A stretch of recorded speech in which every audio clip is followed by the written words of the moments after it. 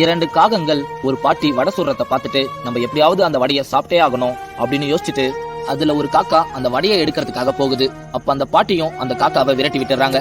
விரட்டி விட்ட அந்த காக்காவும் இன்னொரு காக்கா கிட்ட போயிட்டு இப்ப நீ போய் முயற்சி பண்ணி பாரு அப்படின்னு சொல்லுது. அந்த இன்னொரு காக்காவும் பறந்து வந்து வடையை எடுக்க முயற்சிக்கும் பொழுது அந்த பாட்டி திரும்பவும் அந்த காக்காவை விரட்டி விட்டுறாங்க.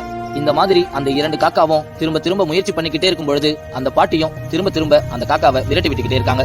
இதனால ரொம்ப சோர்ந்து போன அந்த 2 காக்காவும் நம்ம இவ்வளவு முயற்சி பண்ணியும் நமக்கு அந்த வடை கிடைக்கல, இதுக்கு மேல நம்ம முயற்சி பண்றது வேஸ்ட் தான் அப்படின்னு அவங்க நினைக்கும் பொழுது அதுல ஒரு காக்காவுக்கு ஒரு புதிய யோசனை ஒண்ணு வருது. இப்பவா நம்ம 2 பேரும் போலாம் அப்படின்னு சொல்லி அந்த 2 காக்காவும் ஒரே நேரத்துல பறந்து வருது.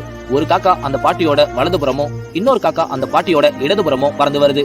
அப்ப அந்த பாட்டியும் வலதுபுறமாக பறந்து வந்த அந்த காக்காவை விரட்டும் பொழுது அப்ப இன்னொரு காக்கா இடதுபுறமாக பறந்து வந்து அவங்க கிட்ட இருந்த வடையை எடுத்துக்கிட்டு பறந்து போகுது. இப்ப அந்த 2 காக்காவும் ரொம்ப சந்தோஷமா அந்த வடையை சாப்பிட்டுட்டு இருக்காங்க. நண்பா, இந்த கதையில இருந்து நான் என்ன சொல்ல வரேன்னா, நம்மள நிறைய பேர் இந்த விஷயத்துக்காக நான் இத்தனை வருஷமா போராடுறேன், ஆனா அதுல எனக்கு வெற்றியே கிடைக்க மாட்டேங்குது அப்படின்னு நினைச்சு ஃபீல் பண்ணிட்டு இருப்பீங்க. அப்படி ஃபீல் பண்ணிட்டு இருக்கிறவங்களாம் தயவு செஞ்சு ஃபீல் பண்ணாதீங்க. ஏன்னா இந்த 2 காக்கா மாதிரி நீங்களும் கொஞ்சம் மாத்தி யோசிச்சு முயற்சி பண்ணி பாருங்க. கண்டிப்பா உங்களாலையும் அந்த விஷயத்துல ஜெயிக்க முடியுன்றத நீங்க என்னைக்கும் மறந்துடாதீங்க.